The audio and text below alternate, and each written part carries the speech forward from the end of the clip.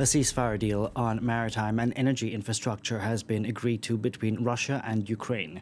It comes after talks brokered by the United States in Riyadh. But both Kiev and Moscow are asking for more details of the agreement.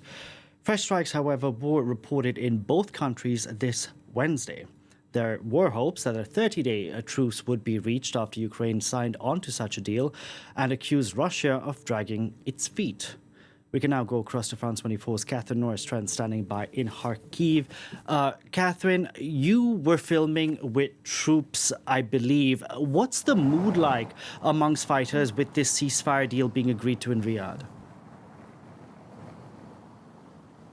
Well, I think there's a lot of scepticism among the troops that we've spoken to in various parts of the front line that these negotiations, this partial ceasefire, will bring any meaningful and lasting change and path forward towards a real peace and security for Ukraine. So they're sceptical about anything that Russia signs up to. There's just a widespread distrust of Vladimir Putin, people saying to us several times, look, he's broken ceasefire deals before in the past. Why should we believe him now?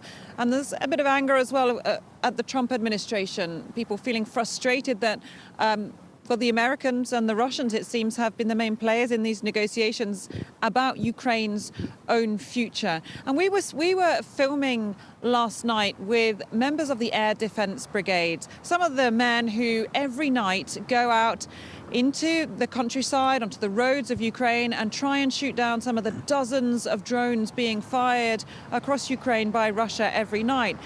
The ones we were with were using American supplied, American donated weapons, and so they are, using these weapons to prevent mass civilian deaths across Ukraine's cities. And so you can understand the nervousness about the future, that if they don't get this weapons supply anymore, or what that would mean for the people, and whether they'd have the munitions supply and the means to keep on fighting. All these are key questions. The fundamental questions of, how Ukraine can keep fighting, well, the soldiers don't believe that they have been addressed at all.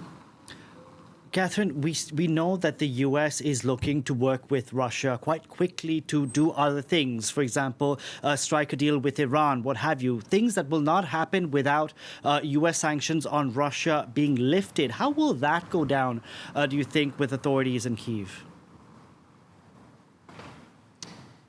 Very, very badly. We've already had a glimpse of that. Ukrainian President Volodymyr Zelensky accused Russia of lying to the Americans and saying that there was no deal to lift sanctions in this partial ceasefire, the restriction of the use of force in the Black Sea.